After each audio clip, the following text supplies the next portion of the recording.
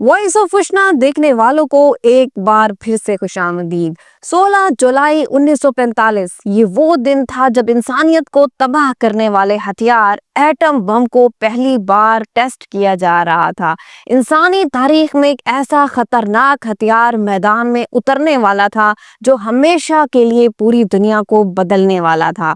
इस atom bomb को बनाने वाले साइंसदान का नाम रॉबर्ट ओपनहाइमर था। जब उन्होंने ये एटम बम बनाया तो उनको जरा भी इल्म नहीं था कि ये दुनिया के लिए इतना खौफनाक हथियार हो सकता है। लेकिन जब इसकी तबाही उन्होंने अपनी आंखों से देखी तो उनके अल्फाज ये थे। Now I am become death, the destroyer of worlds. इस एटम बॉम्ब ने ओपनहाइमर जिन्होंने इस एटम बॉम्ब को बनाया था उसको ही क्यों तबाही के दहाने पर ला खड़ा कर दिया। वो साइंटिस्ट जिसकी वजह से अमेरिका वर्ल्ड वार 2 जीतने में कामयाब हुआ था, उसी शख्स को अमेरिका ने दुनिया में जलीलो रुस्वा कर दिया।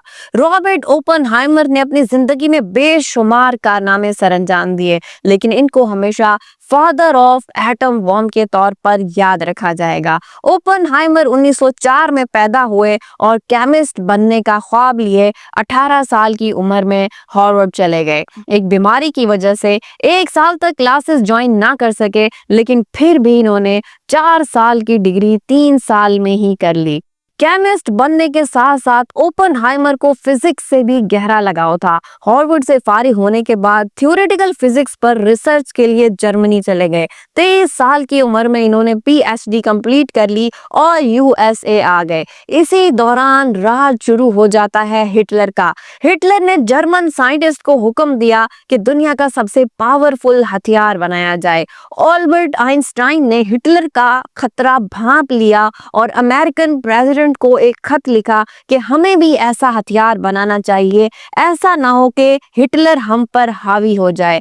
अमेरिकन प्रेसिडेंट रोजवेल्ट ने यूएस मिलिट्री को हुक्म दिया atomic bomb research program start किया जाए। इस मशहूर जमाना प्रोजेक्ट को आज दुनिया मैनहट्टन प्रोजेक्ट के नाम से जानती है। फ्रेंड्स, अगर अल्बर्ट आइंस्टाइन अमेरिकन प्रेसिडेंट को खत ना लिखते तो हो सकता है कि एटॉमिक बॉम्ब कभी बन ही ना पाता। अब होना तो ये चाहिए था मैनहट्टन प्रोग्राम की जिम्मेदारी अल्बर्ट आइंस्टाइन को दी जाती, लेकिन आइंस्टाइन चूंकि जर्मन थे इसलिए यूएस मिलिट्री को शक था कि वो इनके साथ कोई चाल चल सकते हैं, इसलिए इस प्रोजेक्ट की जिम्मेदारी ओपनहाइमर को दी गई। इस प्रोजेक्ट के लिए न्यू मैक्सिको में एक अलग से शहर बनाया गया जिसको लॉस एलमोस कहा जाता है। अमेरिका ने इस प्रोजेक्ट पर बेतहाशा पैसा लगाना शुरू किया। 1945 के दौर में $2 अरब इस प्रोजेक्ट पर खर्च किए गए।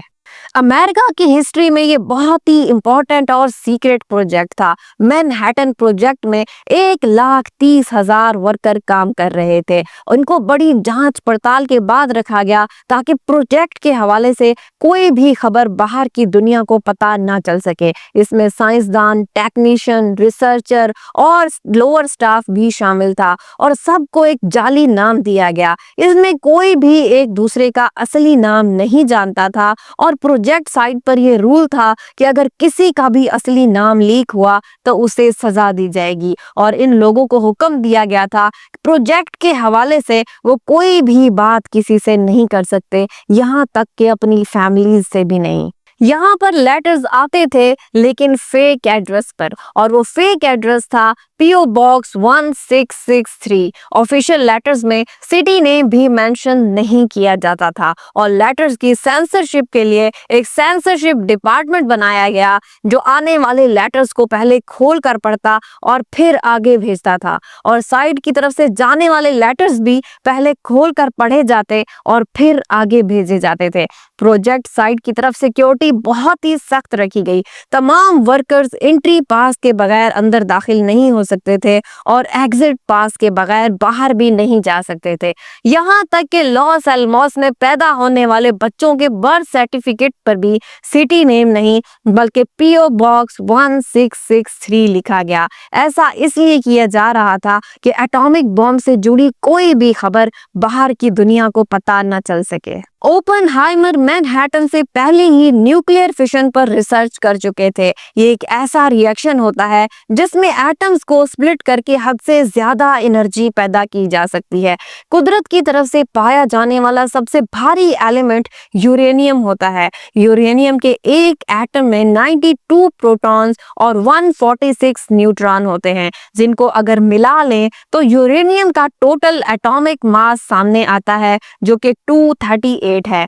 साइंसदानों ने कई एक्सपेरिमेंट्स और रिसर्च के बाद नतीजा निकाला कि अगर यूरेनियम 238 को एक खास प्रोसेस से गुजारा जाए तो इसमें से यूरेनियम 235 निकलता है, और जो कि इंतहाई अनस्टेबल एलिमेंट है। यानी अगर एक न्यूट्रॉन को इस नए यूरेनियम 235 के साथ मिलाया जाए तो यूरेनियम स्प्लिट हो जाता है और नाकाबिले यकीन मिकदार में एनर्जी पैदा करता है।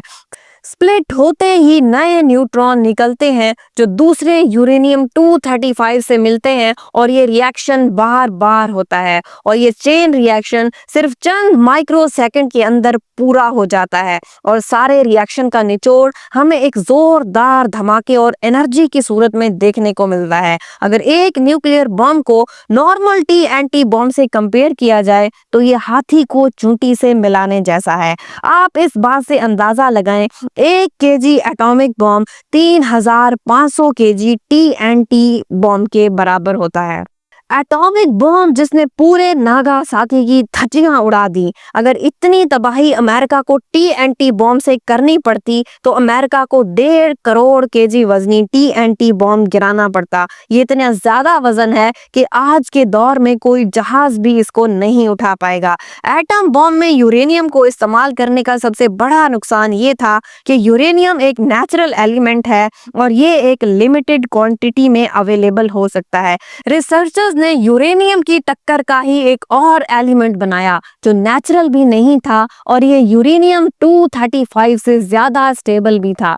ये एलिमेंट था प्लूटोनियम 239। अमेरिका को प्रोजेक्ट मैनहट्टन पूरा करने की बहुत जल्दी थी, क्योंकि एक तरफ वर्ल्ड वॉर 2 चल रही थी और अमेरिका को ये भी खतरा था कहीं जर्मनी इनसे पहले बम तैयार ना कर ले। आखिरकार 16 जुलाई 1945 को दुनिया का पहला एटम बम तैयार हो गया। अब बारी थी इसको टेस्ट करने की। जब इसको टेस्ट किया गया तो पूरी दुनिया शिद्दत देखकर खौफजदा हो गई। ओपनहाइमर समेत दूसरे साइंटिस्ट जो इस प्रोजेक्ट का हिस्सा थे वो सब इस हथियार से खौफजदा हो गए। अब इंसानों के हाथ इंसानियत का खात्मा करने वाला एक हथियार लग चुका था। इस खतरनाक हथियार के इंसानियत पर क्या असरात बर्पा हो सकते हैं ये जाने बगैर अगले ही महीने अमेरिका ने जापान के 2 शहरों हिरोशिमा और नागासाकी पर एटम बम गिरा दिया, जिसमें 3 लाख लोग मारे गए। और 6 दिन बाद जापान ने अमेरिका के सामने हथियार डाल दिए और यही वर्ल्ड वॉर 2 का खात्मा हुआ। फ्रेंड्स, आपको लग रहा होगा कि ओपनहाइमर के इस कारनामे पर अमेरिका इनसे बहुत खुश हुआ होगा और इनको नोबेल प्राइज से नवाजा होगा, लेकिन फ्रेंड्स ऐसा बिल्कुल नहीं हुआ। शुरुआत में ही ओपनहाइमर ने बहुत अफसोस का इजहार किया था कि उनकी इस इजाद की वजह से लाखों लोगों की जान चली गई। वो अकेले रहने लगे थे, उन्होंने दुनिया से खुद को अलग कर लिया था। वो चाहते तो अमेरिका की ये ताकत कहीं और भी शिफ्ट कर सकते थे, इसलिए अब ये अमेरिका का बहुत ही नाजुक असासा थे। अमेरिका की एजेंसियों ने इन पर नजर रखना शुरू कर दी और वो ही हुआ जिसका डर था। 1949 में सोवियत यूनियन, जो कि अमेरिका का सबसे बड़ा दुश्मन था, उन्होंने एटॉमिक बम के धमाके पूरी दुनिया को सुना दिए। टेक्नोलॉजी लीक हो चुकी थी। टेक्नोलॉजी लीक कहां से हुई इसका अंदाजा अमेरिका को नहीं था, लेकिन सबका शक ओपनहाइमर पर गया, क्योंकि ओपनहाइमर की एक गर्लफ्रेंड कम्युनिस्ट पार्टी की मेंबर थी और उनकी बीवी भी कम्युनिस्ट पार्टी की मेंबर रह चुकी थी। कम्युनिस्ट पार्टी के सोवियत यूनियन के साथ गहरे ताल्लुकात थे। ओपनहाइमर को पॉलिटिक्स में कोई इंटरेस्ट नहीं था। अमेरिकन प्रेसिडेंट ने ओपनहाइमर और स्टेट सीक्रेट्स के दरमियान अब एक पर्दा डालने का हुक्म दिया। एक इंक्वायरी बिठाई गई और ओपनहाइमर पर इल्जाम लगाया गया कि वो सोवियत के एजेंट हैं। वो अपने बयान पर डटे रहे कि उनका कम्युनिज्म और सोवियत से कोई ताल्लुक नहीं। किसी के पास कोई सबूत भी नहीं था, लेकिन फैसला फिर भी उनके खिलाफ आ गया। जो एक वक्त में ताकतवर तरीन साइंसदान का दर्जा रखते थे, उनको मिनटों में जलील और रुस्वा कर दिया गया। उनकी सिक्योरिटी क्लियरेंस और प्रोजेक्ट के सारे राइट्स उनसे छीन लिए गए। एल्बर्ट आइंस्टाइन समेत साइंटिस्ट कम्युनिटी ने इसके खिलाफ आवाज उठाई, लेकिन इसका कोई फायदा नहीं हुआ। अगले कई साल तक ओपनहाइमर खामोशी से जिंदगी गुजारते रहे और गवर्नमेंट प्रोजेक्ट से दूर रहे। 7 साल बाद 1961 में जॉन एफ कैनेडी अमेरिका के प्रेसिडेंट बन गए। जॉन एफ कैनेडी ने ओपनहाइमर को एक ऑफर दी कि वो नया फ्री और फेयर ट्राइब्यूनल बनाएंगे, जिससे इनको इनकी सिक्योरिटी क्लियरेंस दोबारा वापस मिल सकती है, लेकिन ओपनहाइमर ने इससे इनकार कर दिया। जॉन एफ कैनेडी जानते थे कि ओपनहाइमर बेकसूर हैं, इसलिए उन्होंने दुनिया का सबसे बड़ा साइंटिफिक अवार्ड ओपनहाइमर को दिया, लेकिन तब तक बहुत देर हो चुकी थी। ओपनहाइमर को कैंसर डायग्नोज हुआ और 1966 में वो इस दुनिया से चल बसे। उम्मीद है आज की वीडियो आपको बहुत अच्छी लगी होगी। हमारी हौसला अफजाई के लिए वीडियो को लाइक जरूर कर दिया करें और चैनल को सब्सक्राइब कर लें ताकि मेरी नई आने वाली वीडियोस आपको मिलती रहें। Thank you.